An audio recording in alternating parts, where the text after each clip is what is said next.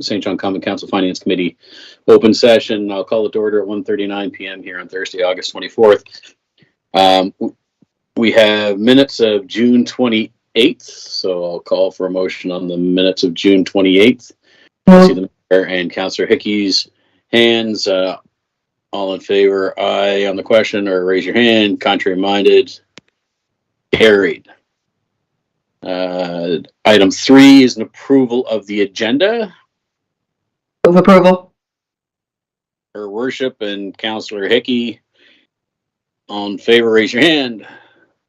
Contrary minded, carried. Disclosures of conflict of interest, if there are any. Seeing none, we'll move on. Nothing on the consent agenda. Item 6.1, thermal interconnection. And that is going over to Ian Fogan. Ian, welcome to the Finance Committee.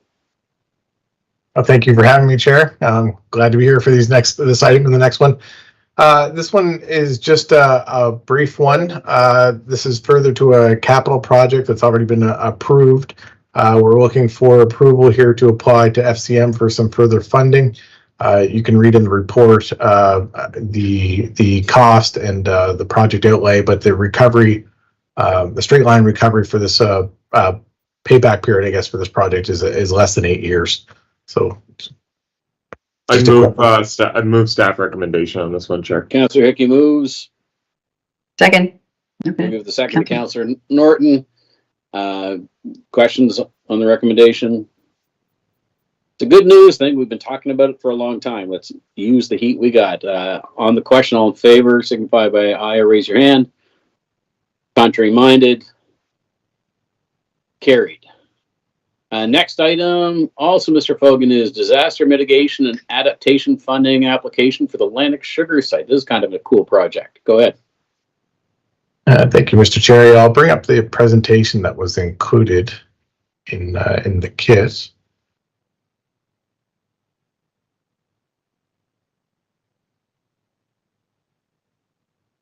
I believe that should be showing now for everyone. Yep, we got it. Okay. The overall scope of this project is basically to increase our flexibility for what we might be able to do with this site. The location is on the southernmost tip, southern and west, I guess, most tip of the Central Peninsula, and it was a former location for the Atlantic Sugar Refinery. Now belongs to the city. In our flood adaptation plan, you'll note on the top portion that most of the Atlantic Sugar Site is in the, call it the medium. It looks like, according to the chart, it's supposed to be medium blue, kind of looks gray, but it's basically subject to an extreme storm surge in a 100-year outlook. Could be subject to up to 2 meters from. Sorry, the site needs to be raised by 2 meters in order not to be subject to extreme storm surge in 100 case years, worst case scenario of 100 case years. Sorry, trying to get all that out. Samir could have said it much easier than I did, but anyway, that's the case. The portion of the site we're talking about is in the lower half of the screen. It's the portion that is south of the abandoned rail line. That is the portion that is subject to are vulnerable to storm surge. Just as a reference, there are many transportation options in the area, and there's pieces of this that we are implementing in the next couple of years as we continue our street reconstruction, including road diets on Broad and Lower Cove Loop, bike infrastructure on adjacent streets, a complete street for Charlotte, and Harbor Passage continuation around the Lower Cove Loop. So we'll be very interconnected that way, and view it as it could be an exciting green space to add.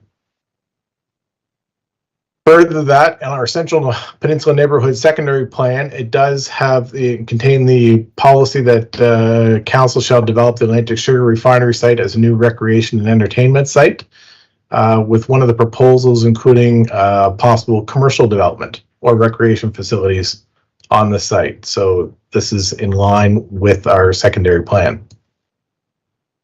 And as a proposal, these are just a couple of images that we've drawn up as what the future use could be, but the overall plan is to raise the site by a few feet and then install a short seawall on grade at the edge of the site to protect it from extreme storm surge. The image to the left is just an image developed just to show that there is a possible commercial development that could occur here. That's in line with the procedures in the secondary plan, but it's not necessarily anything that's planned, but it will add your flexibility in case something does come along. And overall, when we look at the cost of this project, it's just over $10 million in order to complete the project. With the DMAF application, would unlock 40% of that cost. There is also significant stormwater infrastructure that is slated for here, which the city may have to complete anyway, relating to our storm water separation strategy for the Central Peninsula. And I don't want to take too much time, so I'll stop sharing and answer any questions. Thanks. Can Mr. I move Bogan. can I move the recommendation to get it on the floor? Sure. Your worship and Councillor Hickey, and Councillor Hickey, I see your hand up. Thanks very much, Chair. Yeah, just a quick question through you to Commissioner Fogan. Ian, what a really thrilling, pretty exciting opportunity here, and I think the Disaster Mitigation and Adaptation Fund is a good fit for this one as well. My only question is: are there any concern moving forward? I know there's like a couple encumbrances on this land and a couple right of ways through this piece of property. Is that like how does that get managed moving forward from here? Yeah, no, it's a good question. So right now, there's really no encumbrances on the property itself. It's getting to it where the abandoned CN line basically cuts the entire property in two. But there are a couple points that the CN property is not continuous. There is a couple points where you can cross, and also just from my understanding, we would have right of access one way or another. You're right. If the CN did come back and put in a train, there could cause issues down the road. But we have no line of sight of that. No discussions around that ever happening or anything like that. It's an abandoned route. And either way, this work needs to be done. Yeah. Correct. The site would need to be raised anyway, and this will help protect the infrastructure behind it, not just the site itself, but as you can see from the ACAP maps, there's lots of different parts of the Central Peninsula that are subject to that storm surge. So this is part of the infrastructure that will eventually protect the entire peninsula. Wonderful. Thanks very much. Thanks, Councillor Hickey. Your worship, over to you. Thank you. This is a great news story for all citizens really in St. John, because I think we know that 80% of the waterfront is not accessible to the public. So this will create that access. It will also create that contiguous development coming from Market Square all the way down right along that whole shore. So that's all interesting for us. The road diet is fantastic. It will make it safe for people to get across Broad Street in the Lower Cove Loop, which can be tricky at times even in a vehicle. Because I find personally that because the street is so wide, people tend to drive very quickly on it, and especially at the loop part of it. So it's hard to see as cars are coming around there. So this is a really, really exciting project for the peninsula, but for all of St. John, because people will be able to come down and experience that whole waterfront and then get right out on that beautiful piece of waterfront property where it's a big, huge corner of waterfront space. It's got an amazing water frontage on it. So pretty exciting. Thanks so much. Yeah, thanks. And I really like this twofold. One is just the straight recreation asset that it creates. But the potential of any future development, all that work would have to be done anyway. So if we have the opportunity now to get 40% of the funding through FCM to get the work started, everything we've learned over at Fundy Key, where we had a lot of work to do on the seawall to prepare it in order to hand it over. If this site is ready to go, recreation space until we have something else, I think it's smart use of our dollars. So thanks for that. We have this on the floor. Yes. So if there are no further questions, I'll take the vote on the recommendation. All in favor, raise your hand. Contrary minded? Carried. That brings us to item 6.3, which is the Fair Taxation Report Update. CFO Fudge, to you.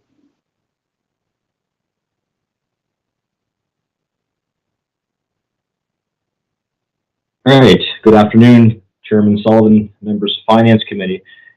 Your Chief Administrative Officer, Brent McGovern, your Finance Chair, Gary Sullivan, and myself as Chief Financial Officer will be participating in a Finance Summit on September 21st, 2023 in Fredericton as part of the next steps in the local governance reform. The purpose of the summit is to provide a forum to discuss the financial and taxation challenges and opportunities associated with local governance reform. We will have an opportunity to weigh in on what we feel should be the focus areas, priorities, and next steps. So before you this afternoon is a report authored by Harry Kitchen, an expert on local governance, and just a little profile on Harry. Over the past 20 years, he has completed more than 100 articles, reports, studies, books on issues related to local government, expenditures, finance, governance in Canada and abroad. In addition, he has served as a consultant or advisor for a number of municipal and provincial governments in Canada, federal government, and foreign governments in Russia and China, and some private sector institutions.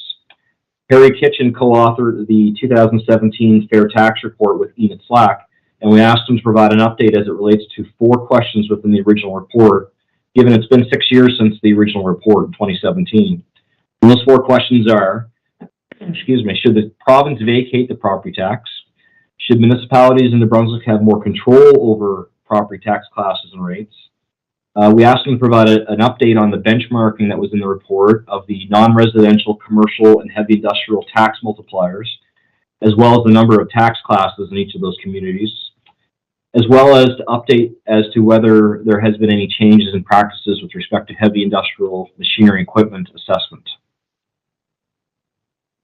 So for question 1, should the province vacate the property tax, and is there an argument for reducing or eliminating the provincial property tax? Mr. Kitchen argues, in short, the answer is yes. Primary reason being the province provides a range of services to the entire province based on income redistribution, but municipalities provide services only for the local community, which are not based on income redistribution, which is why property tax in the community should stay local.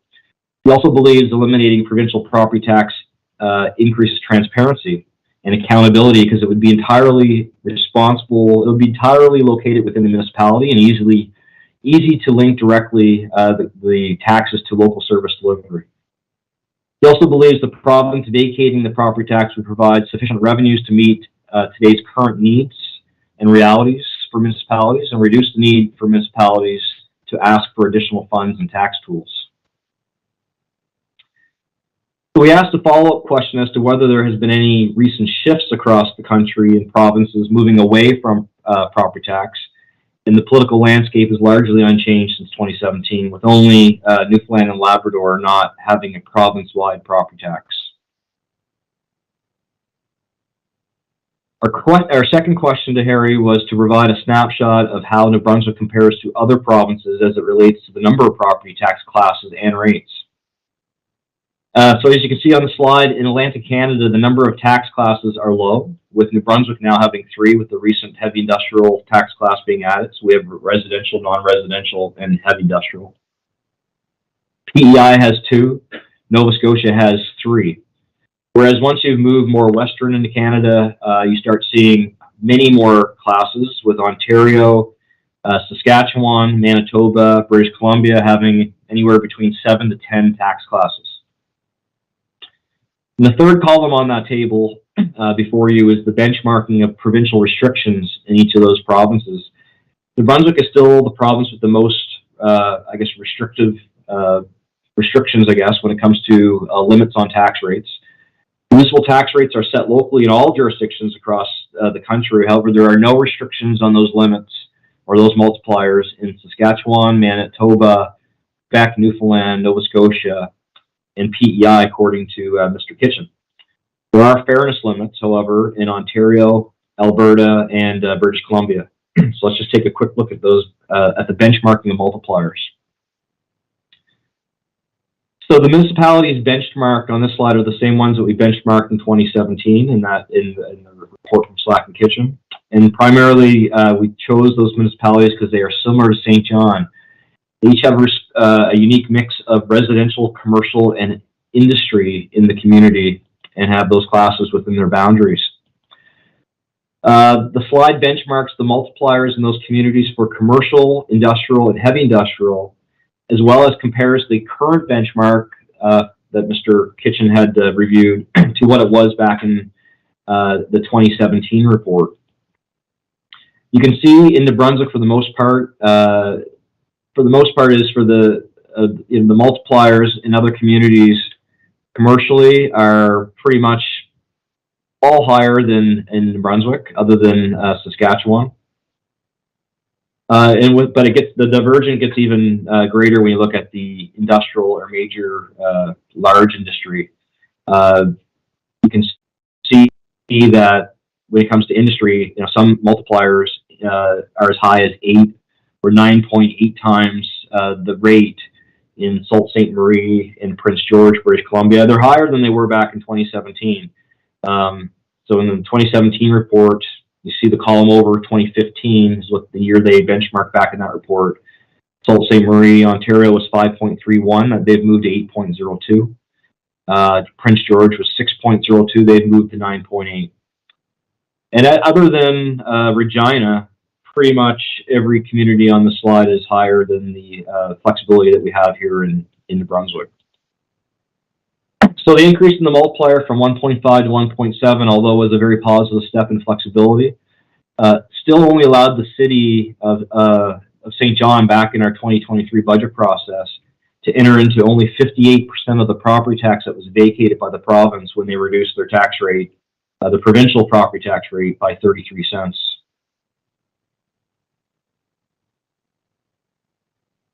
So has there been any change in the taxation of machinery and equipment over the past few years? No, there hasn't been. Except for some relatively minor adjustments in Alberta, there's been very little change in that landscape and the assessment practices of assessing machinery and equipment. So with that, the recommendations received and file, and the Finance Committee directs staff to include the Harry Kitchen, that's the typo, sorry.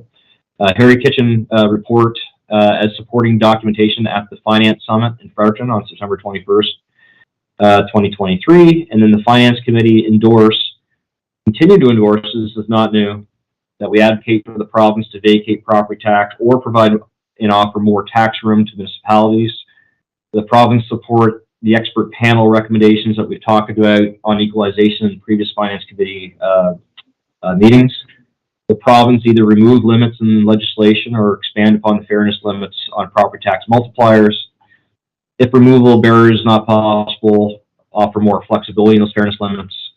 And municipalities obtain more control in New Brunswick for setting separate classes and rates. With that, I'd be pleased to answer any questions the committee may have. I'll move the recommendation to get it on the floor. Thanks, Your Worship. Secretary, Councillor Hickey, questions and comments? Go ahead, Councillor Hickey. Just a very quick one, Chair. I'd just say to the committee that this continues to be the most important thing I think we do, and as level of sustainability within the city. I'll remind us that this is a promise that this government had made in what was last council's Sustaining St. John, a 3-part plan, a plan that has not on our end gathered quite a bit of dust over the last few years on some provincial commitments that have been missed. So, I hope this continues to be the story we tell, and I know we are well represented going to Fredericton on the 21st. So, thank you. Thanks, Councillor. Your Worship. I'll just say briefly that, informed decision-making and plans is really what we want. And so I find like these reports, especially this one, is comprehensive for us. It adds to what we already have, and it gives us that overview across the country of what's happening. And as a major industrial city, I think we need that if we want to move forward and we want to speak to the government and trying to, support our case for going forward. So I think this is reasonable. I think it's great information, and just want to say thanks to the team. for pulling it Thanks. together for us. Agreed. Councillor Norton, was that a thumbs up or an indication? Yeah, it was just a thumbs up. I can't say any more than that. So well represented, and I'm glad that the advocacy work continues on our tour of duty in Fredericton. So thank you. Super. Yeah, and I'm really glad that the provincial government is having the summit and giving them the opportunity to come have more input. I think we certainly have concerns that are well expressed in the report with regards to the number of tax classes versus other jurisdictions, and we call it the slider in this province, but the multiplier when we look at where we are compared to other jurisdictions. However, we asked for the province to vacate tax room, and they vacated tax room, which is good for the major players. What we didn't have the math to do in the first year, and we're learning, is we couldn't get into all the tax room without beating up the residential taxpayers. So, we've learned, and hopefully the province has learned, and that's what this conversation is going to continue to be, because the city did get more money last year from industry than we had before, but we certainly didn't get as much in tax revenue as was vacated by the province, and I don't think that was their intention. So we continue to have that conversation, and backing it with this evidence is incredibly important, and we will take the evidence forward to continue the conversation. So thanks, staff, for bringing that together, and we will certainly do our best to communicate it to the powers that be in Fredericton. That all said, to receive and file, send it with us in the list there to Fredericton. Councillor Hickey, I think we have it on the floor. I think the mayor and Councillor Hickey got it on the floor. So on that, all in favor, aye, or raise your hand. Contrary minded, carried. Thanks very much. And that brings us to the 2024 draft operating budget, a few presentations from our service areas, and over to Mr. Levine to kick us off. Actually, Mr. Chair, we're on the previous item. Oh, Shape sorry. Your Budget. I skipped one. So it's Shape Your Budget public engagement. CFO Fudge to introduce, and then Mr. Levine. So I had part of it right. Thank you very much. We advised the Finance Committee that the 2024 budget process, as a best practice, would include a public engagement to allow external stakeholders the opportunity to provide input into the city's operating budget. This afternoon, City Controller Craig Levine will walk the Finance Committee through the results of that engagement. Opportunities to engage with the city was provided through an online platform called Shape Your Budget, and this opportunity was pushed out through communications via all of our normal social media channels. And in addition, we engaged the firm, the Chapman Group, to offer in-person focus groups for the business community, community organizations, and just the general public by registration. Those were 3 separate in-person focus sessions that the Chapman Group led. I will advise that the information the presentation is for informational purposes only. They are not sizable enough to be statistically valid, and the committee should not be relying that the results of this report reflects the will of the community. However, it's interesting information for your consideration. So with that, I'll turn things over to Mr. Levine, who will walk you through those detailed results. Thanks. Good afternoon. Thank you, Chair Sullivan and members of the Finance Committee. I am pleased to present the results of the public engagement that we called Shape Your Budget. CFO gave you a quick overview of the importance of doing this type of engagement, so I will get right into the presentation.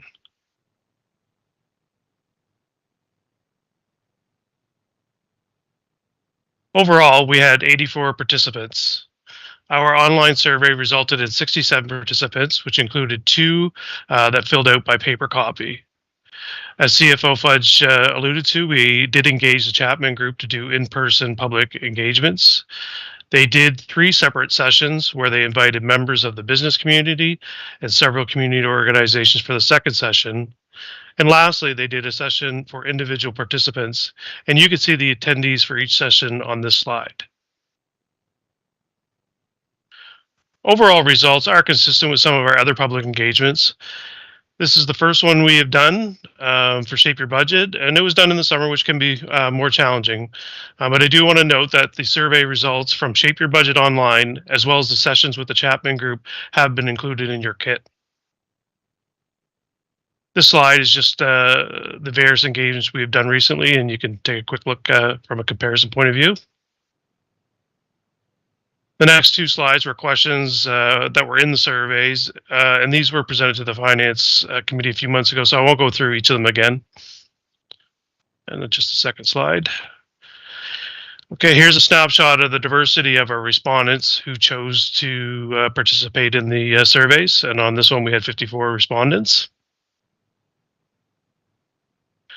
The majority of respondents were two-person households, then followed up with three-person households, and then with one rounding out the top three.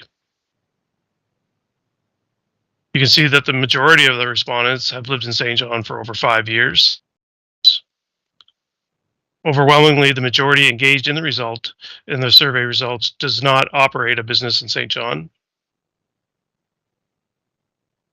This is the current housing situation, with 50% owning their own home and 29% renting.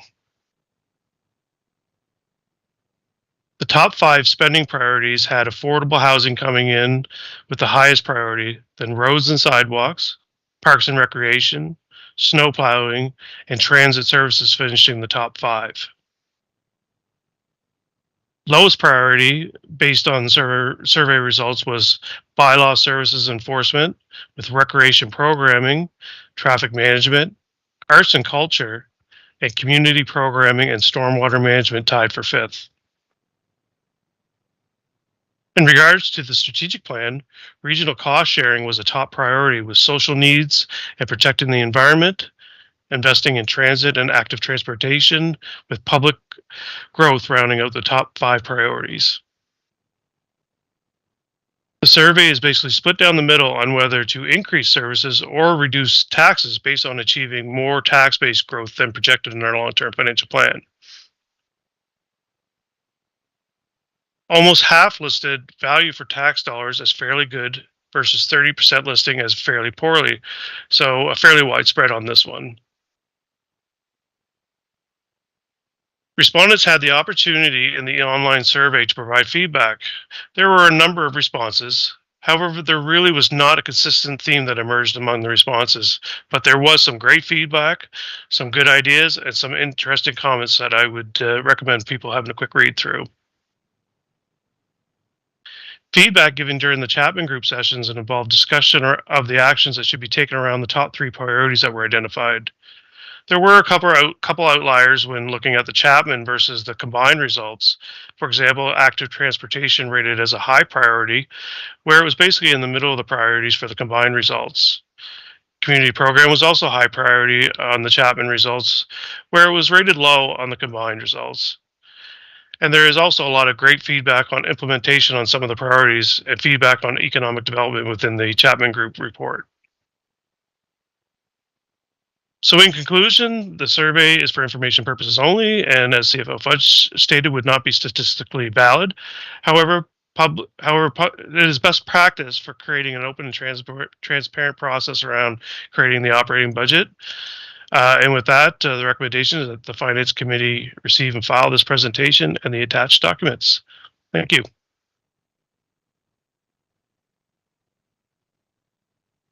Thanks, Mr. Levine. Motion to receive and file the report. Moved. Worship. And we'll take Councillor Norton. The seconder, any questions or comments on the report? Go ahead, Your Worship. It's nice to get some of the feedback. I found it interesting. There's quite a bit of, I guess, inconsistently when I tried to figure out like what were the least ones and then what were the ones that were the highest. But then some of those like were in both brackets, you know, so. But it is interesting to get a little bit of public feedback on that. So it's nice to have, even though it may not be statistically significant. It is nice to get your finger on the pulse of where the public's coming from with some of the services that we provide. And I guess at the end of the day, for some of it, I think to myself, you know, the ones that probably are least important are probably a lot of times, in some cases, I know there are things that are already working fairly well. So I think, that also is reflective of, what's happening in the neighborhoods as well. Thank you. Yep. Thanks, Councillor Hickey. Thanks, Chair. Yeah, I would just to the mayor's point, I would just suggest that, like, I think some of those less popular things are sometimes too the stuff people don't see all the time as well, right? And bylaw enforcement, things like that, and people aren't always interacting with that.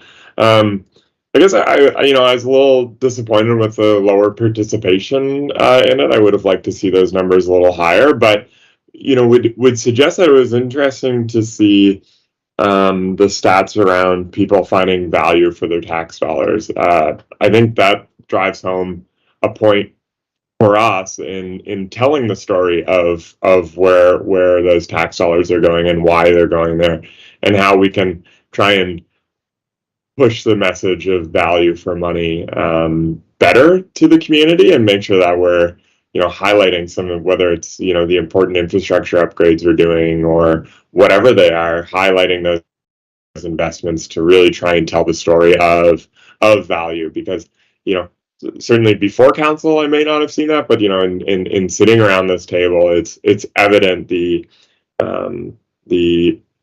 effort and thought and value I see going into our tax dollars, and hope that the rest of the community sees that as well. Yeah, thanks, Councillor. And I think you've queued up where we're going in the budget process quite well, because we're going to be bringing back service-based budget presentations a little later in the process, which will tag not just, here are the number of dollars that are being spent in a service area, but here's the service that you receive for those dollars, and changes, here's the services that change. So I think that is an important message that we need to continue to tell our story, and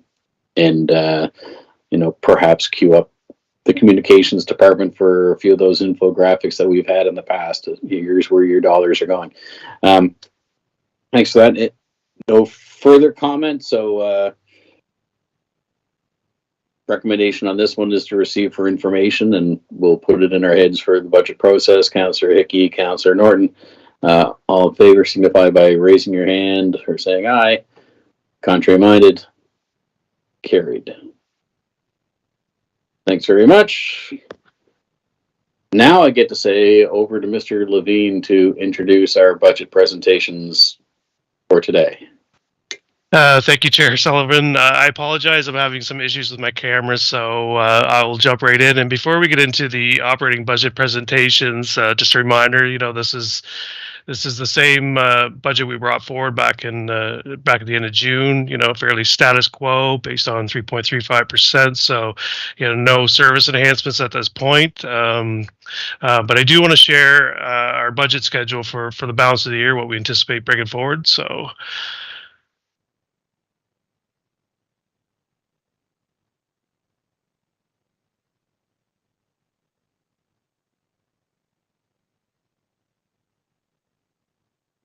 So for the general fund timeline, we are looking at October 12th to bring back the service-based presentations you just spoke about, Chairman Solomon. October 25th, we should be ready to bring back a draft operating budget with actual tax-based assessment, and that would be for a receive and file. Then we would be looking to come back on November 8th to have a final draft operating budget for the Finance Committee, and the hope would be to approve that and recommend it to Common Council as a receive and file. And then November 14th, Common Council, 2024 operating budget for receive and file. And then by November 27th, before December, we hope to have the operating budget for approval.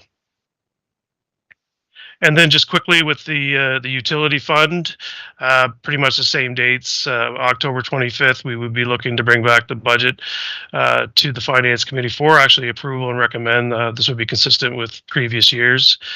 And then October 30th, the Common Council for receive and file. November 14th, we'd be looking for approval, and then the first and second reading on the bylaw. And November 27th, the third reading of the bylaw. And with that, I'd answer any questions if there was any concerns over the schedule.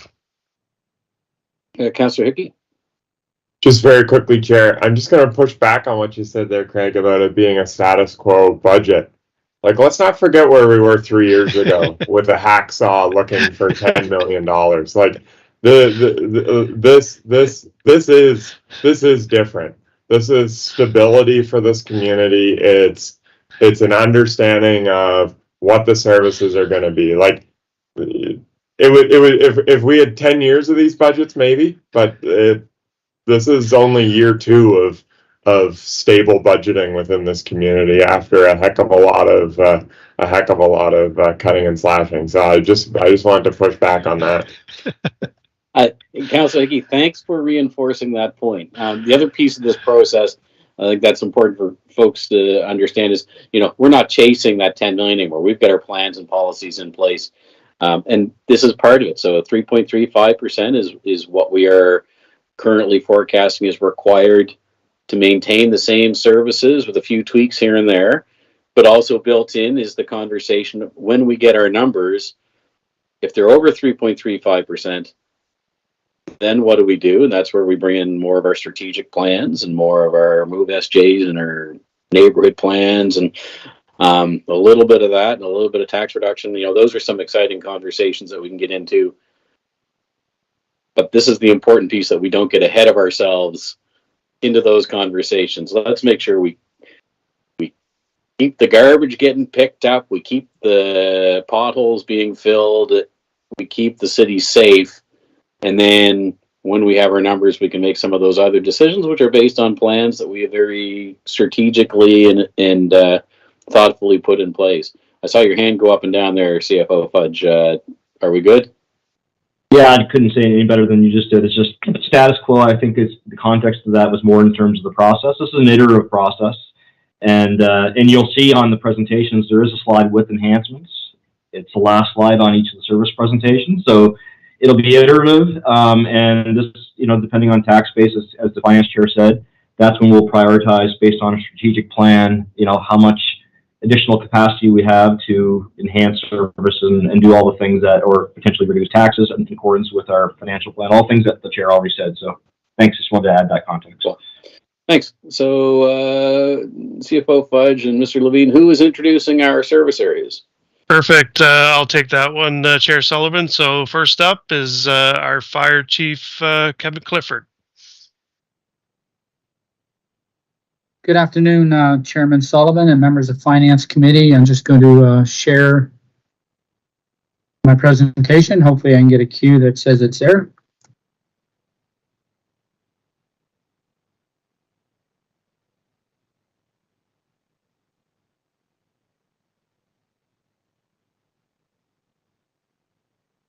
Do you see it now?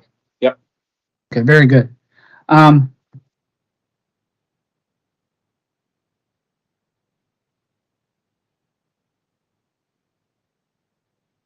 So very much status quo budget. Again, it's interesting saying status quo, and we're presenting a variance of 2024 to 2023 of $1.1 million. A lot of that is inflation. Just to give you an example, bunker gear used to be $2,300 short 2 years ago, and it's $3,500 now. So we've really experienced a dramatic rise as a result of inflation. We're going to kind of visit all 6 service areas, and we will visit the EMO piece, which indeed EMO budget is actually going to go from $360,000 down to $352,000.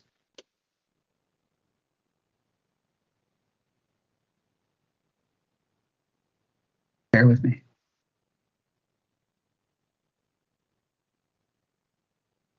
So a big part of the, we'll talk about the fire rescue and suppression service and some fire training, 2 of the 6 service areas. A big part of where we're headed with the budget. Sorry, Chief, I don't mean to interrupt. I didn't see the slide change. I don't know if anyone else didn't either, but. Have you got it now, folks? You should be on slide 3. We're still on slide 1 of 9, St. John Fire Department budget. Oh, that was interesting. Did it change now? I just moved it ahead for you, Chief. Okay, thanks, Kev. Should be on slide 3. I still don't see it. I can move it ahead actually on my screen. I can do it myself, but it only changes for me. So maybe, Chief, if you just told us when you're going to the next slide, then we can. I'll do that. Thank you very much. Follow along. Sorry, folks. Everybody should be on slide 3. We good? We're good. Go ahead. Yeah, so 2 of the 6 service areas, the highlights and priorities. Fire service review input will be important to the 15-year strategic plan, which we will hopefully unfold later in the fall. Personnel costs in 2024 are related to promotions and progressions. Safety supplies have had that rapid increase in cost, and it's been quite dramatic. We've had to shift a lot of our purchasing ideas. I'm in slide 4. Again, continued on the fire rescue and suppression service, fire training. We are experiencing a higher degree of PTSD, mental health issues, so we are investing in that. Creative peer support training specialists, and certainly it's an area of employee concern that's evolving, that seems to be changing, and we need to be prepared to work with our employees and help them through these crises.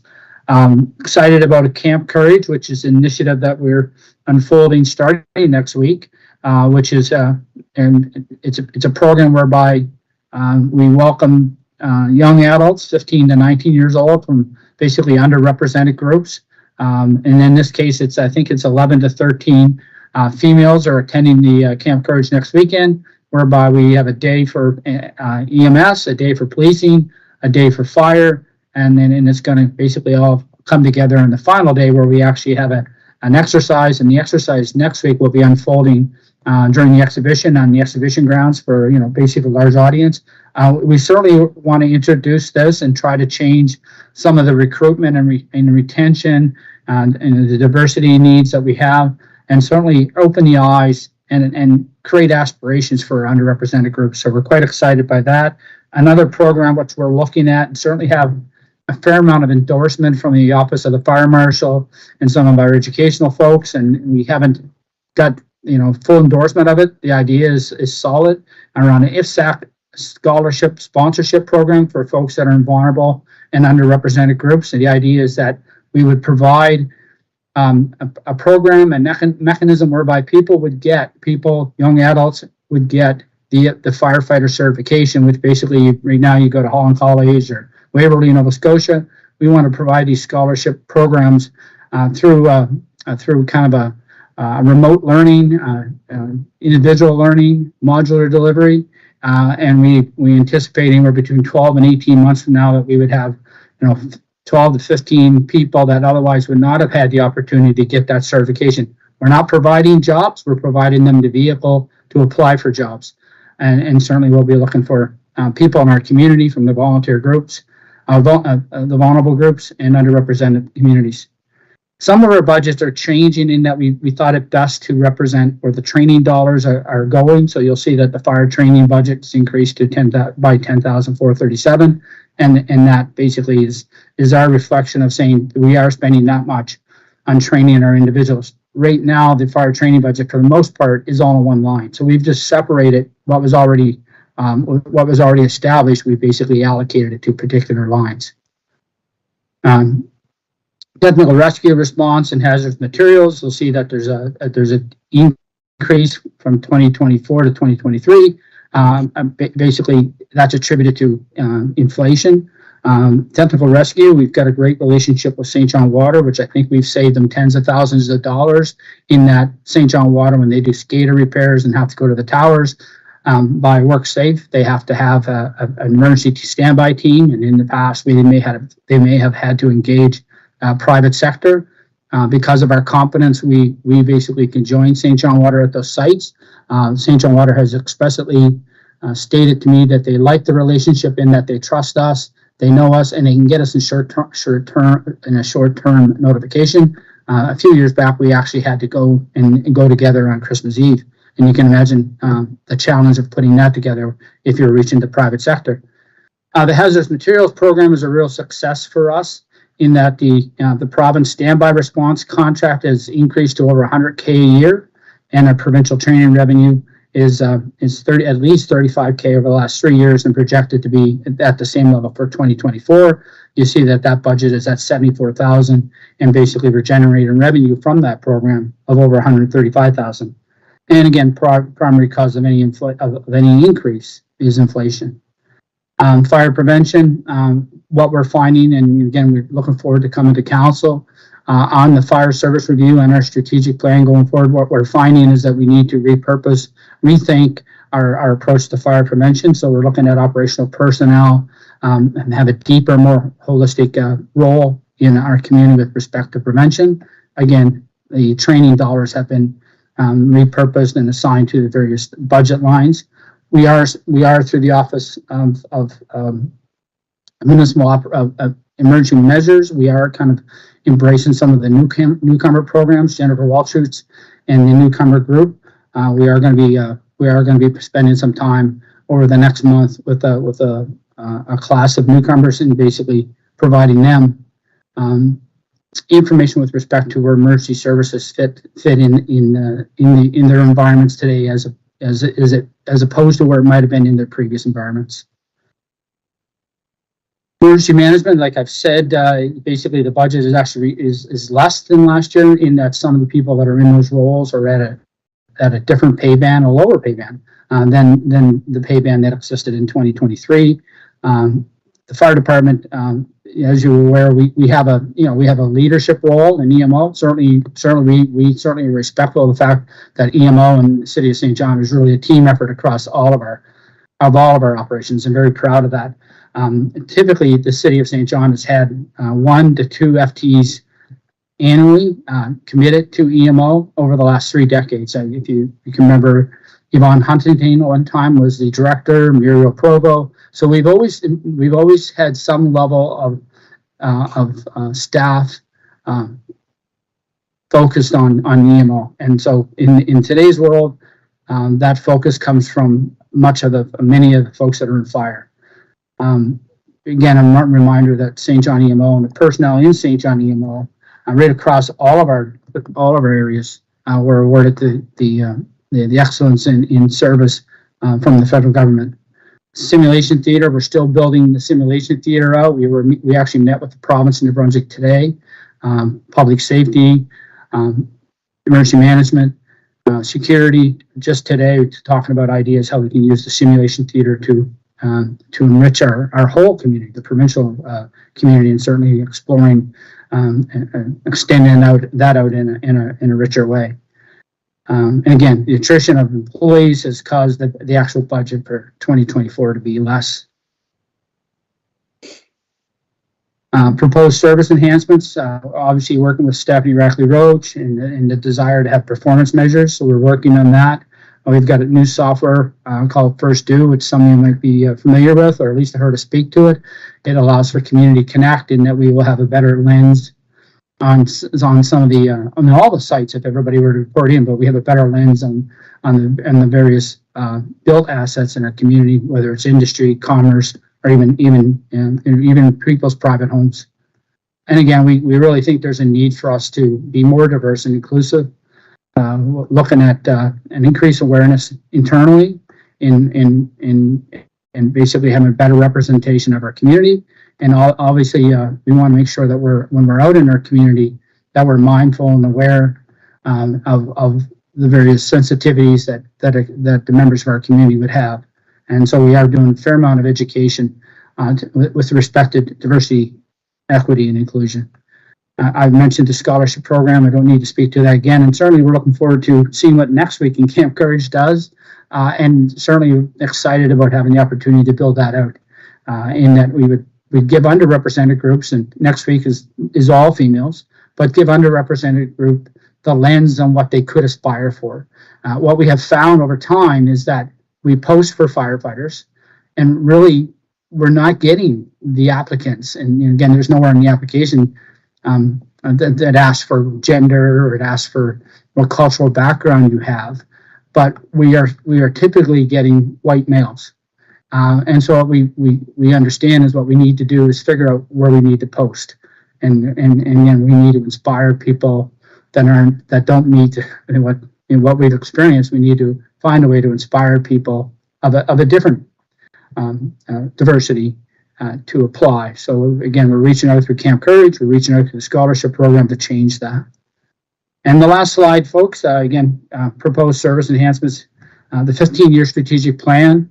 The review is going to help feed that, but the plan is actually, I think, more an outcome of our senior leadership team, executive branch. There is a fire service review committee, and I think it's to be a result of a number of conversations with respect to that team.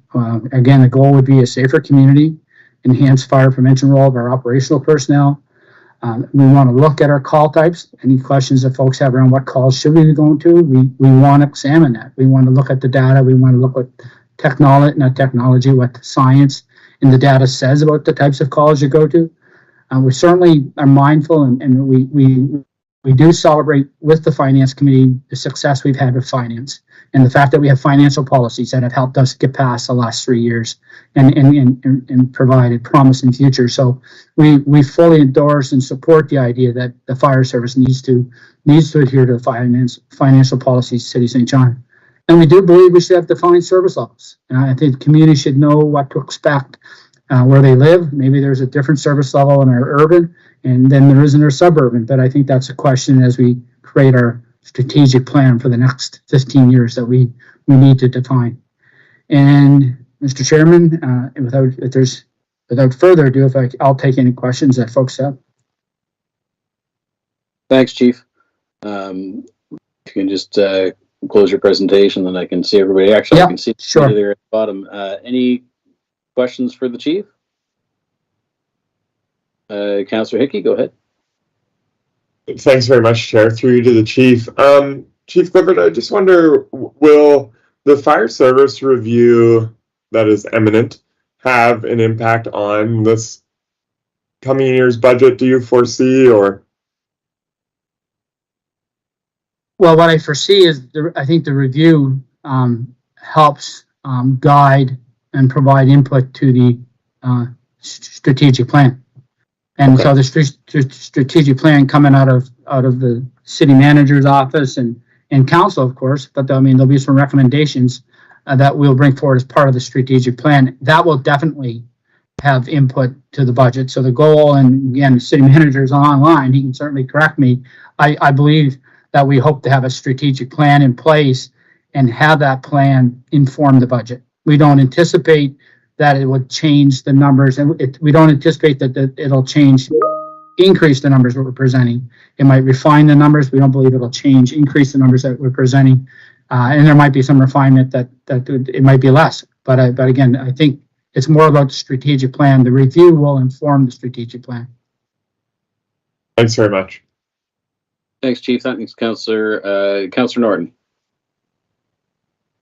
Thank you, Chair. Through you to the Chief. Chief, are your colleagues, especially in the Tri-City area, also experiencing similar challenges as it relates to diversity and recruitment? Great question, Councillor. Yeah, it is an issue, and it is an issue, I think, in the fire service at a higher level than most. I think it's an issue in all services, but again, I'd offer as an observation, the police department certainly is better represented by virtue of the members of our community. Are they perfect? Maybe not. And again, that's not really appropriate for me to comment. I do know they do a better job in representing the members of our community, and that they have a larger contingent of females and cultural diversity. And so, but I think the fire service, we're not alone. St. John Fire is not alone in that it's typical white males. There might be departments that have done a bit better. There might be departments, believe it or not, that have done a bit worse. We just recognize we need to do better. Well, Chief, I'd say, first off, hats off to you and your leadership for even one, I guess, acknowledging that, and two, putting some efforts behind that to diversify the boots on the ground as it relates to representation and better mirroring those that live and work and play in our community. So, as a small spoke in a big wheel, you can't ask more than that for the fact that you've been putting some energies behind that. in terms of representation and diversification and those sorts of things as it relates to the FTEs that you have that go out every day and protect our community. So thank you very much. Thank you. Thanks, Chief. Thanks, Councillor. I don't see any other hands up, so thanks. We'll move on. Mr. Levine, if you can queue up our next presentation. Perfect. Thank you, Mr. Chair. And the next one will be David Dobbelstein, and he'll be presenting the Growth and Development Services.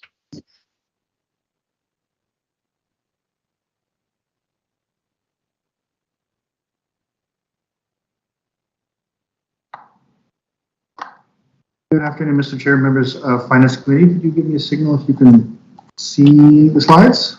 We can see the slides. You can, okay. So I'm very pleased to be here with you today to talk about essentially how our department is delivering on Council's priority of growth in particular. We have the mandate and the pleasure on delivering on that. So the themes that you'll see in our budget for this year is really about delivering on a lot of the strategic plans that Council has been recently approving. Obviously, the robust 10-year strategic plan, our catalytic growth initiatives, you're hearing those updates from our CEO regularly, our various growth plans. We have a new immigration strategy, which Council approved just in this past November, which we're just starting to roll out. That's a 10-year plan.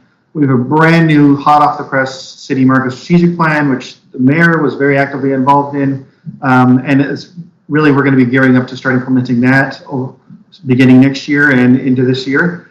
We have a new affordable housing action plan to really start addressing some of the housing issues that our community is facing. We are planning on doing a new neighborhood plan in the north end, starting scoping obviously this year and really getting into it next year. We have a main focus on improving quality of life, social cohesion. You're going to see some changes in our budget that reflect that have happened this year and that you'll see into this coming year in 2024. Obviously, we have a philosophy of continuous improvement in our department. We're constantly looking for feedback from the public, from developers, on how we can do better and improve our services. And we take all that very seriously. And we're also taking every opportunity we can to leverage external funding. We were just successful recently as a department, as a corporation, with the Rapid Housing Initiative. We are applying again for the Housing Accelerator, and we'll talk about that here in just a moment. So as you can see from this slide, our growth and community planning services, which encompasses our planning team and also a lot of our growth functions. Small variance, and again, that's mostly related just to a few operational changes, but no enhancements necessarily there. But again, our focus next year will be primarily in delivering the neighborhood plan, which in a sense is an enhancement, but it's part of our business. So we're going to make sure that we have the resources to do that. And also continue to deliver on our Central Peninsula Neighborhood Plan, which has already been previously approved by Council. There's a lot of work that's going to happen next year as it relates to the community hub in the south end and getting ready for the new schools, which are currently getting ready to start design work. Our development services budget is essentially remaining the same.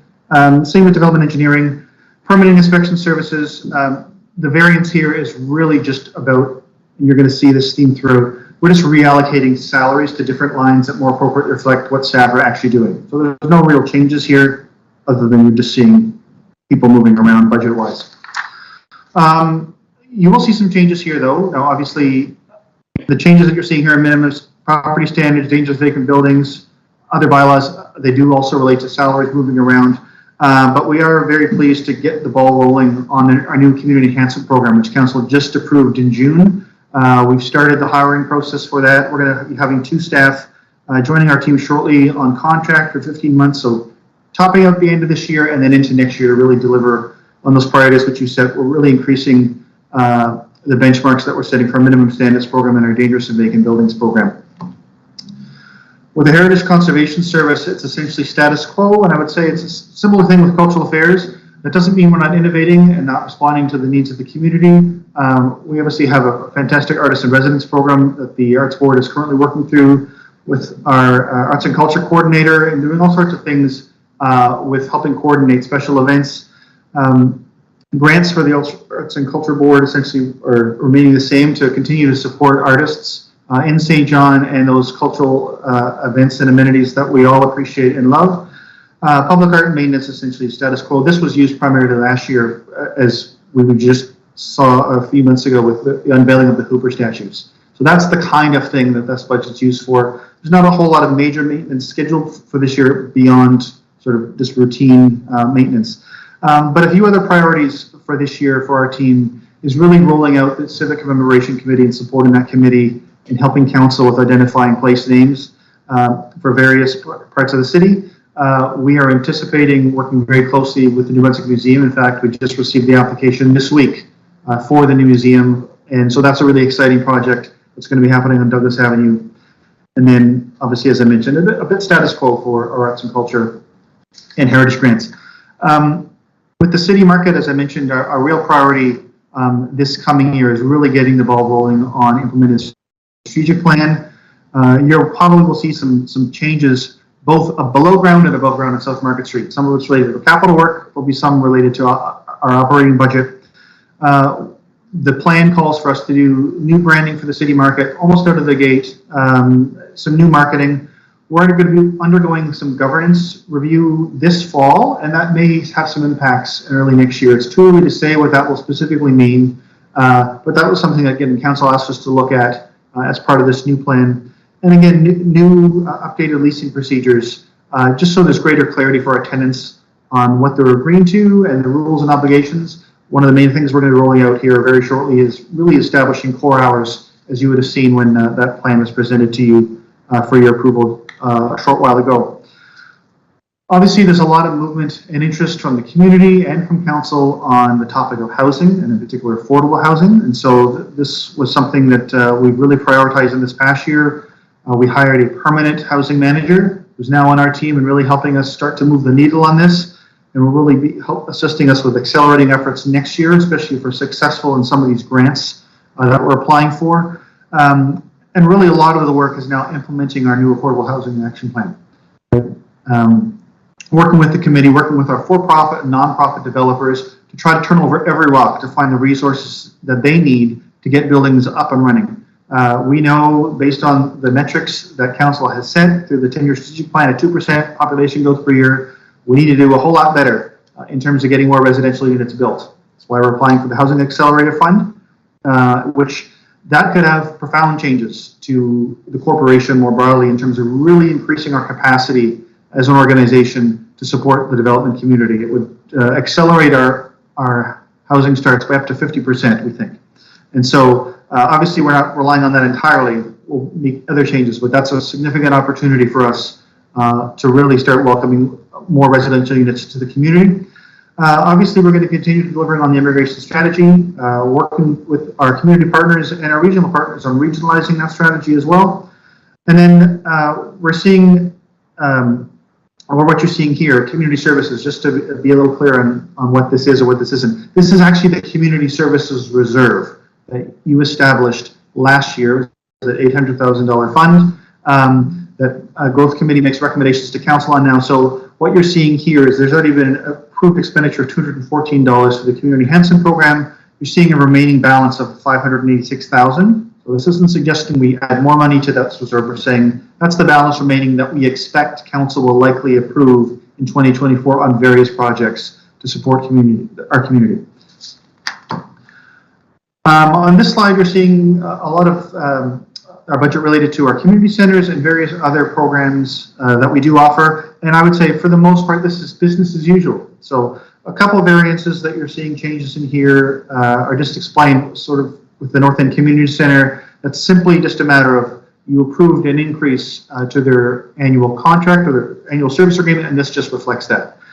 So that's just what was already approved. With recreation programming, again, this is more about moving budgets around salaries. But we are pleased to say that we're going to be continuing, and you'll see this a little bit later, on the enhancements, the recreation enhancements that council approved for this year and that you're starting to see roll out. I'd say most recently the block party trailer, which has been a very high profile item that we're seeing a lot of demand for. The Frisbee golf, and we have our wheelchairs coming very shortly, which we're really excited about, and still working towards getting a cricket field established, and we anticipate continuing on the Passport to Parks again next year. ProKids, again, there's actually not a lot of change operational here. It really, again, comes down to adjusting salaries, so reflecting the staff who are actually working on the program. But again, maintaining, for the most part, services that we're currently delivering. One of the things that we're doing this year, but probably into next year, is again, we're undertaking our recreation subsidization review that you've asked us to look into. And this may or may not have impacts on the budget, either on the financial side or the revenue side. If the review comes back and says, you know, we need to lower the fees that we're charging for ice surfaces and ball fields, well, that'll have a reflection on our revenues. Or if they're saying, you know, we need to increase it, it'll affect the other way. But we'll be bringing that to you in a transparent fashion as we get that review. We're just getting ready to go out requesting quotes. So that work hasn't, all the scoping is now finished, and we're going to be seeking a proponent to do that work for us.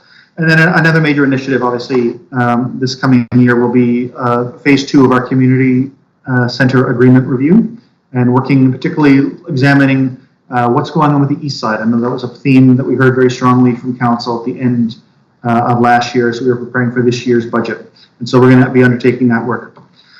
On this slide, you'll see our building incentive reserve. This is sometimes in the budget called growth reserve, but really this allows us to fulfill the liabilities that we currently have as it relates to our urban development incentives. So as you know, council approves incentives for us to assist with building owners doing renovations in our uptown core or with building new buildings, and this ensures that we can actually pay those out as we do get financial benefits through tax-based lift when they're created. So we also are going to continue to maintain our investment in grants for the community. One of the new investments that you would all recall for this year that will be maintained is our brand new and innovative ethnocultural community grant program. You'll see a small change, obviously, to our Canada Day and New Year celebrations. This is really just reflective of the fact that inflationary pressure has caused the cost of fireworks to continue to go up, and that keeps going up and up. And people like fireworks, and as long as the public continues to like them and council wants them, we'll deliver them, but there is a small increase to that end. And again, Remembrance Day, we're always so grateful to the community who really takes the initiative on delivering this item. I know many, if not all of you, have attended the Remembrance Day ceremonies at TD Station in the past.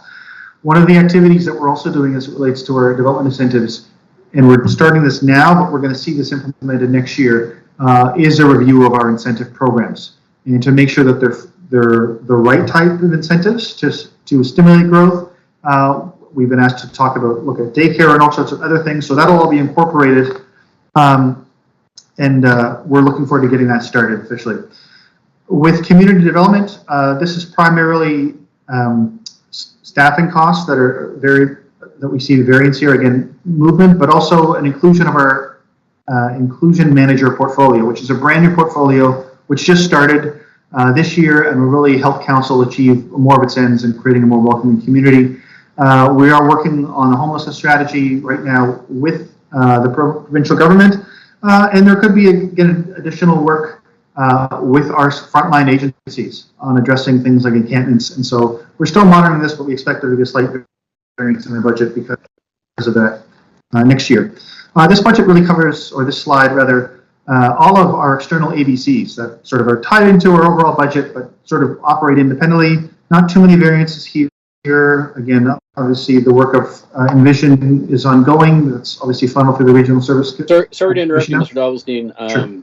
We're going to be losing the mayor in about 10 minutes, and some others have a few commitments tied after this meeting. So perhaps if you could hit the high points of each slide. You know, we've read the kit, Sure. have a fairly good idea. So just hit the high points and keep her moving. Sure. No, well, in this case, this one's pretty self-explanatory. So you can always come back if there are questions, but I can continue to move on. And this is our last slide. So this is just some opportunities for enhancements for you to think about if we see improvement to our tax base in this year or next year. Obviously, we have the community enhancement program that we're just going to be testing out now. We are looking for a little more stability on our immigration strategy. It is 10 years long, but we're going to be reaching out again to federal and provincial partners on getting some leverage funding there. Obviously, there's huge potential for affordable housing support. It is possible we could get $10 to $14 million if we're successful, which would have significant impacts to our budget in a good way. Implementing our strategic plan for the city market. Obviously, council's suggesting through that we hire a market outreach manager at some point in the future. And depending on when the finances make sense, that might happen. Again, I already mentioned rate increases. And again, we're undertaking a grant incentive review, and there could be implications related to the homelessness strategy. So that's the presentation, and with that, subject to any questions you may have. Thanks, Mr. Dalvestein. Questions on regards to the growth budget? Mayor shaking her head.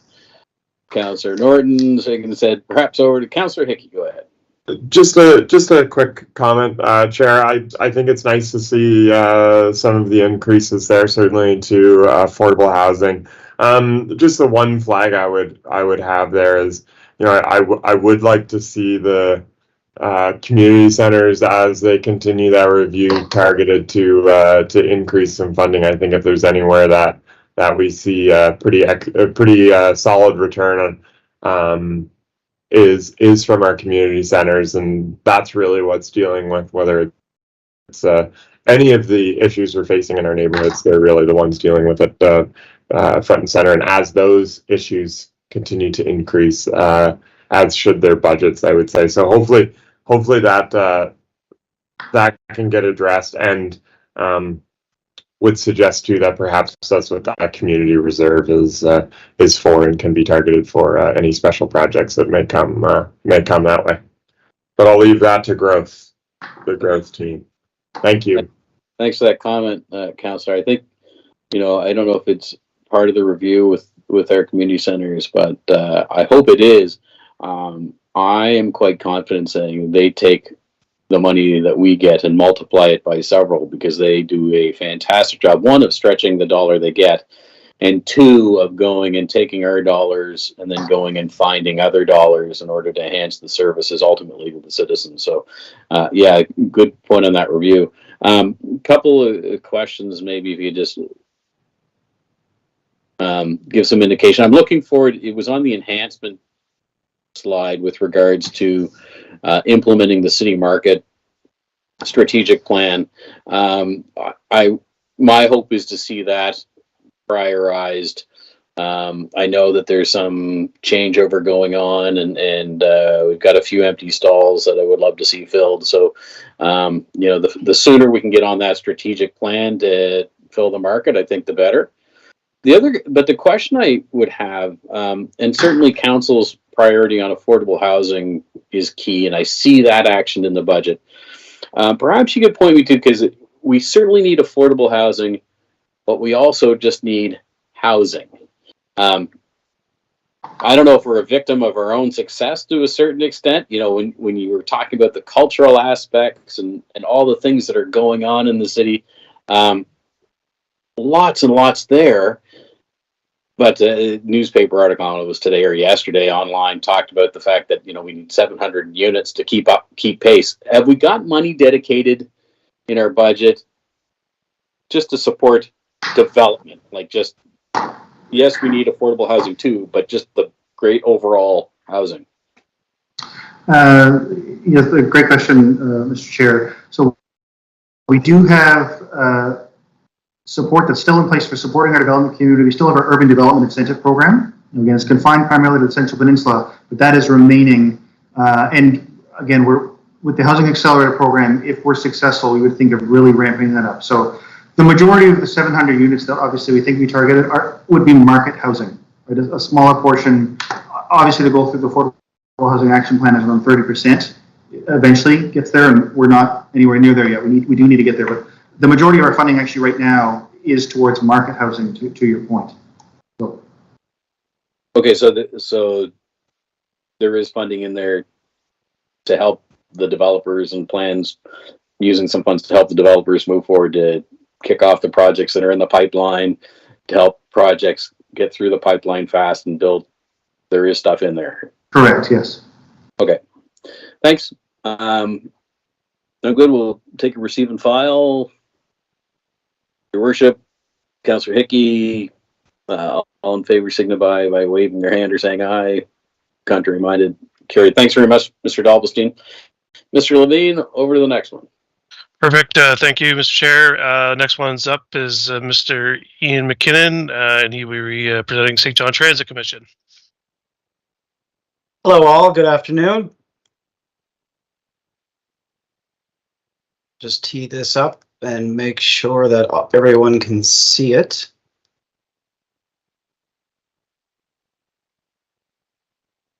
Did it come through? It did. Thank you. Okay, so a little bit of background on the 2024 operating budget for transit. I took the approach that I needed to understand what had impacted financials, both from the pandemic and as well the transforming transit project that we had in progress, I guess I'll say. So for 2020, you know, there's a number of there's a service review. We had 103 recommendations, a number of which we did. The pandemic's in full swing. 21 and 22 still in the pandemic. Ridership is low. You know, we're having some challenges. But during that time, we embarked on the Transforming Transit project, and we acquired some tech. We acquired Spare App, OptiBus for scheduling, Transit Royale, and electronic fare payment, which is being implemented now. A special note, I guess, on 2022 is we finished in a $200,000 deficit situation, just from a financial positioning perspective. Current day, January, I arrived, and there's a project on the go to move fleet into transit. That's underway, and we'll finish around the end of September. In January 2023, we implemented On-Demand over West and in the North in July, and we plan to do the same in the East in the fall. Very soon. From a technology perspective, in 23 we are in the end state of acquiring CAD AVL, which will help us with our data collection and data informed decisions. And we'll finish this year with 89,500 service hours, which will be important to the next couple of slides. Something of note for 23, we are projecting a year-end finish largely due to an over-budgeted revenue and fuel expense of $700,000. Ridership is returning, but it's not where we expected it to be at this time. So a lot of data on this particular page. I'll just go over it really quickly. The top line is the total cost of operations. For example, far right, 2014, first line, our total cost of operations is $10,400,000. And all the way along, 2014, 15, 16, all the way to current day, June 2023. Why that's important is for $10 million, a little more than $10 million from year 2014 to 2019, we collected revenue of $4.7 million, for example, in 2014, $4.5 million in 2015. So all the way along the green bar, just above the green bar, is a percentage. That is the percentage of revenue. That's the percentage of revenue to operating expense. So the average over the time period of 2014 to 2019 was 45%. And what that means is for every dollar of operating cost, we collect 45 cents. So that takes us to the end of 2019, where we enter the pandemic. Now things have changed. We've reduced service hours, we've reduced staff, and we're collecting 34.6 cents on the dollar, 35.6 cents on the dollar. In 2022, we start to exit the pandemic, and we're up to 37.7. So far this year, we're at just shy of 37, and I would expect the back half of the year, the last 6 months, to be more than that. So we'll finish a little better than 22, but the message here is we have not returned to the same cost model that we had pre-pandemic. After the green bar and just below it are all of the service hours. In 2014, we had 102,000 service hours, and it declined all the way to 2022. It was pretty constant, though, between 2016 and 2019, and the message there is constant service hours, stable service hours yield bigger returns from a revenue perspective. People plan their life around transit. The next two items are the net cost of per service hour and the revenue per service hour. And they've changed. They've changed quite a bit because we've changed the cost model and we've reduced service hours. And the very bottom line is the city funding requirement. It's the subsidy all the way along. And there hasn't been a lot of variation in that. So the other things that we took into consideration, which is a direct lift from the 10-year strategic plan, are these items. Building a reliable, convenient public transit service to increase, the goal is to increase over multiple years, ridership, 10% over pre-pandemic levels. So that's not service hours, that's ridership. They're different. Utilization, that speaks to utilization. We want to create a long-term strategic plan. The prior slide talks to a predictable cost model. We've done a lot of homework with regard to understanding where we've been, where we're going. The next two bullets are migrate buses and city vehicles to low carbon fuel in accordance with public transit and fleet low carbon migration strategy, and create an uptown hub system to support efficient movement of buses. The reason these two are important is because in March of 2021, there was an application approved at the Finance Committee for $22 million, $22,580,000. In that application, the application was submitted in July. There's been a couple of rounds of questions just recently.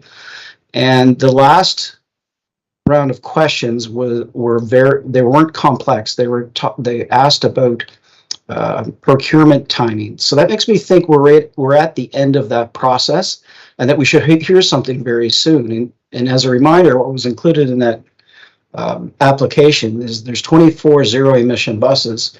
The operational cost is to be, of implementing those buses is to be determined. The application also includes an up-down charging facility, and the same again, the operational impact is to be determined. So here are some of our challenges that we had with the 2024 operating budget. We're in the process of collective bargaining. Wages and benefits are at the top of the list. The net operational cost of fleet moving into transit needs to be rationalized. Fleets moving in, there's going to be a cost, increased cost in power, water, the revenue that we used to acquire as a result of renting space is no more. So all of that stuff needs to be understood and financially rationalized. Fuel costs right now are erratic and high. We've talked about annual technology in prior slides. We've added an annual cost of $345,000. And we're a bit early to realize the service value of adding that tech. Some of the other presentations talked about enhancements. We are still developing and acquiring and realizing the enhancements as a result of implementing this technology. It's very soon to realize that value. Revenue and ridership has not returned to pre-pandemic levels. It's changing positively, but the rate of change is not predictable. It's erratic. Assuming we're successful with the ZTIF application that I mentioned in the previous slide, the operational impact of that needs to be understood. It's currently not being. So from a revenue perspective, in 2023, we budgeted $4.3 million. In 2024, we're budgeting 4.1. We think that's more in line with ridership and what we're seeing today. So that's a variance of $160,000 negative. As I mentioned, we need time to mature our technology and to unlock the full value of service adds, and subsequently that will be revenue value. On the 27th of July, we had a fare policy approved at the last Transit Commission. The details of that are that we will be increasing fares January 1st. And there's also in that policy annual escalator built into it for and it'll be reviewed annually. The details of the fare increases will be distributed to management staff, mayor and council on September 5th. And then after that, there will be ongoing communications publicly. Since I've been in this role in January, I've been contacted by both UNBSJ and NBCC on the establishment of a UPass, which would be a great source of guaranteed revenue for transit. We'll see where that goes. On expenditures, 2023, we budgeted 9.9. We now are budgeting in 2024 10.6. There's a variance of $671,000. Some of the items that are built into the 2024 budget are wage increases as a result of collective bargaining. We've taken our best conservative estimate on fuel costs. Very difficult to do these days. Again, we need time to mature our technology implementation and unlock the full cost benefit and return as a result, as it relates to expenditures. We're going to automate some things. We know there's some cost recovery there, but we're not where we need to be yet to realize that. Have to rationalize the financial impact of fleet occupying a portion of transit, and the transit budget for 2024 contains 0 additional service hours. And the reason that it contains 0 additional service hours is that the cost model has not caught up. We are ahead of ridership and revenue. The recommendation is to take a pause on adding service hours and build up again the cost model that we once had pre-pandemic. So the summary is for 2024, we're $4.1 million in revenue, 10.6 in operating expenditures, which will leave a city operating subsidy requirement of 6.462. That's a difference of $831,000 from the 2023 budget. So that was a whirlwind tour through the transit presentation. In the interest of time, is there any questions?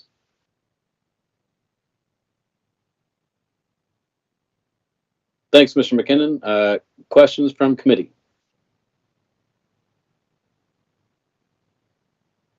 No, I don't see any questions. I will just make a quick comment. Certainly what I've seen online from folks talking about the new on-demand service, I expect you will see that ridership to increase as people get used to the technology, but everything I've seen of people who are using it are raving about it. I live out in Milledgeville, and I've certainly seen the bus going a fair amount out here. So I agree with the direction of stabilizing, not tinkering with it for a bit, and let's let the ridership get used to what you're doing now with the new technology. I think the new technology is going to be a draw for many as they get used to things. And I do appreciate, I think of it as rationalization of the budget, to the realities that we have. So I certainly respect what you've got before us. And overall, I think the plans that have been put in place, the new technology are going to ultimately pay dividends. So thank you. I'll take a receive and file. On my screen, I've got Councillor Norton, so it's you and me. And all in favor, signify by raising your hand or saying aye. Contrary minded, thanks, Councillor Hickey. Carried. And I think we've got one more presentation, Mr. Levine. Is it water? That's correct, Mr. Chairman. So Ian Fogan's here to present just the potable side of the water budget today. We'll drink it in. And I'll see if I can breeze through it here. I realize we're already past 3 o'clock, so.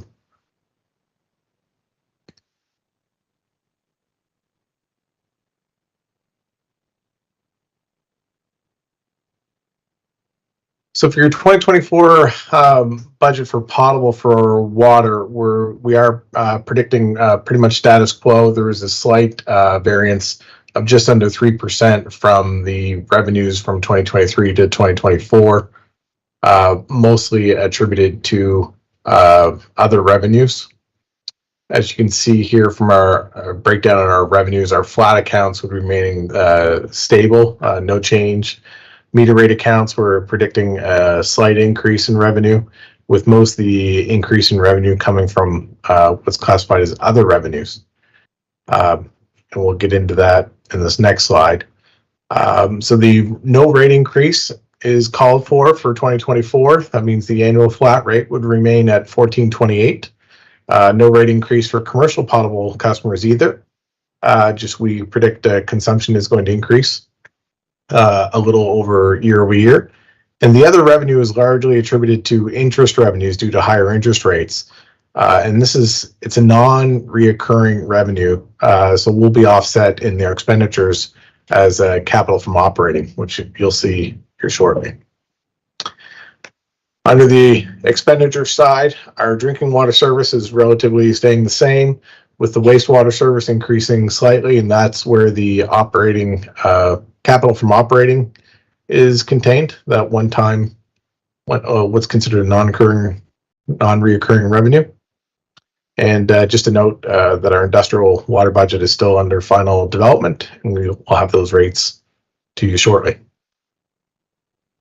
A couple of highlights for our 2024 draft operating budget. I'll run through these. These were in our presentation. So, looking at leak detection for the entire East Side water distribution system. Our fire hydrant program continues with approximately 25% going to be repainted and 33% inspected of 2,100 fire hydrants in operation right now. And also on the wastewater side, we are increasing funding in the trenchless technology program to complete more sanitary pipe repairs. As you know, that trenchless technology allows us to limit the amount of digging. It's more cost effective. Also, a couple of additional things we are taking on that are new. Our water reservoir tank inspection and phase 1 of our rehabilitation program will be starting in 2024. And also under the capital budget, one of the items that we have received some funding for, which are moving forward, is the dredging of the Lancaster Lagoon. For service enhancements, the focus of utility is really on the infrastructure deficit. We're trying to balance the needs between replacing the aging infrastructure and also what infrastructure we need to upgrade in order to support growth. We're examining other opportunities for revenue increases within our existing service areas without expanding the system. So if we do experience those, we're looking at using those revenues towards infrastructure. And in our view, for this last piece, because we've held rates for so long, and with the inflationary pressures we've had, especially this past year, holding rates this year is equivalent to a rate decrease when you're really accounting for those increase in expenses. And I say that in sincerity, but it was a little bit of a balancing budget in order for us to keep the rates where they are with the inflation we're seeing nowadays. And with that, Chair, I'll hand it back to you if there's any questions. Thanks, Mr. Pogan. Councillor Hickey, Councillor Norton, any questions on water? Nothing more than appreciate the update, Ian. Glad to see things are continue to go sustainably and smoothly. Yeah, and I was go ahead, just Councillor. happy to see that rates are remaining stable and appreciate the work to do that. So it's a trick pony. So thank you. Yeah, no, I certainly, not mentioned, as awards that St. John Water has won for the quality of our drinking water. And, for those who are watching, St. John Water recovers what it costs to run St. John Water. So what it costs to run the potable system, folks on the potable system pay for. The industrial side, what it costs to run the industrial system is what the industry pays for. There is no cross subsidizing. I'll say there's no cross subsidizing in it. Folks who use the service have to pay for the service. And I do appreciate the efficiencies. You're right in saying that a 0% increase is good. It's a benefit because everything else is still going up, and the one thing that is not gone up in the last 6 years is the cost for potable water at St. John Residences, which good. Kudos to the folks who have been running St. John Water to be able to do that. That is certainly a benefit that we can give our customers, along with the fact that we have clean, safe drinking water on one side and the harbor was cleaned up on the other side, that we have a modern system in the city of St. John. So thanks very much for that. I'll take a receive and file on this. Councillor Hickey and Councillor Norton, thank you. All in favor of the receive and file, signify by raising your hand or saying aye. Contrary minded. Carried. I'll just touch base with CFO Fudge. Is that the end of our agenda, I think? That's the end of the agenda. Thank you. Thanks. So just the quick recap. A couple of early projects that Mr. Fogan introduced, the Thermal Interconnect project to use heat that's being produced by our facilities to heat other facilities. That's cool and modern.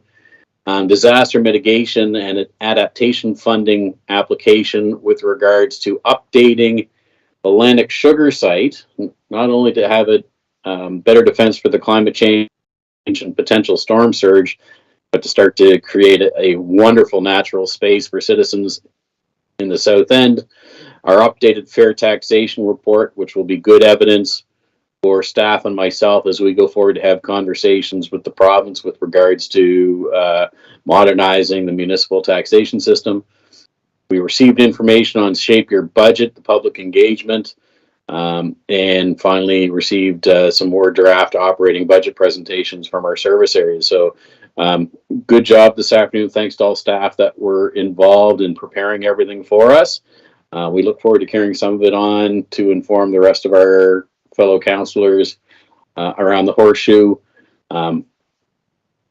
We wish Councillor Radwin well. She's a little under the weather today. We certainly missed her opinions with us and look forward to having her back. Have a great day, everybody. And with that, I'll take a motion to adjourn. Councillor Hickey, Councillor Norton,